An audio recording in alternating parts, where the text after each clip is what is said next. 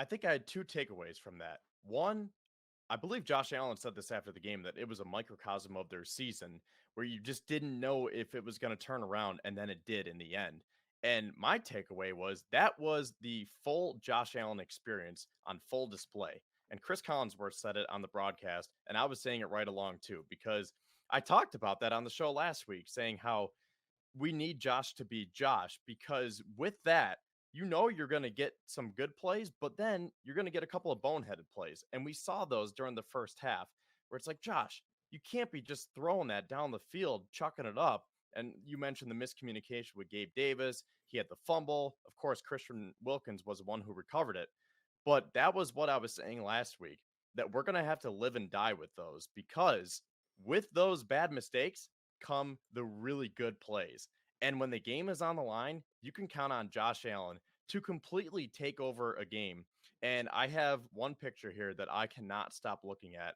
Between the picture, the screenshot, and then the video, this is just insane. And it completely shows what Josh Allen can do for the Bills and just for a game in general. I tweeted this and I said, not many quarterbacks can do this. Look at that. He picked up the first down. It's 3rd and 13, and he's getting tackled by Christian Wilkins, who is a very big defensive tackle. Wilkins couldn't wrap him up. Josh slid out of it, and then he blew past two defensive backs and rolled slash dove for the first down, and then got a few more yards on top of it.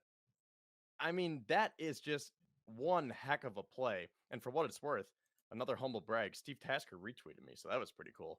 But that just shows the dominance that Josh Allen can have. Where again, you take the first half and you're like, I don't know what's going on, but you will never count out Josh Allen because he has the ability to make those amazing plays and completely flip a game like he did on Sunday night.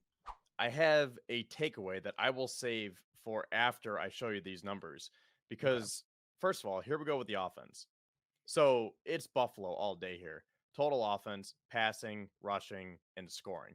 I mean, the numbers are skewed because of Matt Canada and Kenny Pickett, Mitch Trubisky, but the Bills' offense is just so much better than the Steelers' offense. Now, the defense, I thought, okay, maybe the Steelers' defense will make up some ground on the Bills, but really, it was pretty much all Buffalo again. Total defense, the Bills have them beat. Passing, rushing, just by a little bit, but they still have them beat. And then scoring, too. But that's the interesting part right there.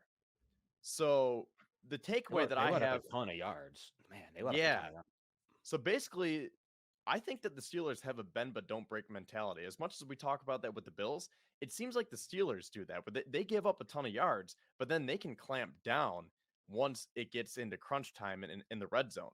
And it's interesting because last week we were saying how Miami was kind of the opposite, where, you know, you can't really move the ball on them, but then once you do move the ball and they get in the red zone, that's where they give up their points. So it's kind of like you're working with the opposite here, where you can move the ball in the Steelers defense, at least based on these numbers, but then they know how to tighten up. Now it's huge that they're going to be missing TJ Watt because that brings me to my final point, getting into the additional stats. This is where I think the Steelers can beat the Bills. Turnovers. The Steelers are tied for third in the league with a plus 11 turnover ratio, and the Bills are tied for 12th with a plus 2 differential. And if you remember, that's how the Steelers were able to beat the Bills in the 2021 opener with that block punt. So I think that is going to be the answer for Pittsburgh. If they want to beat the Bills are going to have to beat themselves. Josh Allen's going to have to turn the ball over. As much as we talked about how we have to ride or die with Josh being Josh and doing his thing, well, he's going to have to be very careful of that, especially if it's snowing and if it's as windy as they say, because the Steelers will pounce on these opportunities.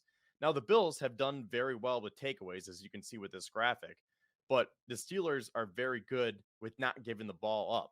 So that's how you see that plus 11 turnover differential. And then for what it's worth, Buffalo has the edge with sacks, and I mean, they have a huge edge with point differential. So my takeaway before we get into our score predictions, if the Steelers have any chance, it's going to come down to that right there. They're going to have to hope that Josh has 2 or 3 turnovers again. And like Chris said, Mason Rudolph is just going to have to manage the game. Najee Harris is going to do his thing. And the Steelers are going to win like a classic Pittsburgh Steeler game. Tough defense, running game, grind it out, enjoy the elements, all the cliches. I think that is going to be their route to victory. So that being said, I think if the Bills can have a clean 60 minutes of football, there's no reason why they should lose.